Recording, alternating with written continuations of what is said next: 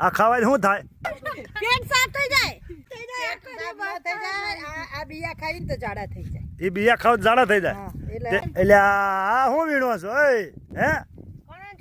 એટલે શું કણેજરો એટલે ભાજી તે પછી આને શું કરવાનું? ફોલવાના લસણના ઝીણા ઝીણા કટકા કરીને હા તેલમાં કકડાઈને ભાજી નાખી દેવાની ધોઈને હા અને પછી ચેડવી ખાઈ જવાની રોટલી શાક જોડે એવું તે આ ભાજીનું નામ શું? કોરાંચરો કણેજરો. હા તે આમ સામું જોવો તો આ ખાવાય શું થાય?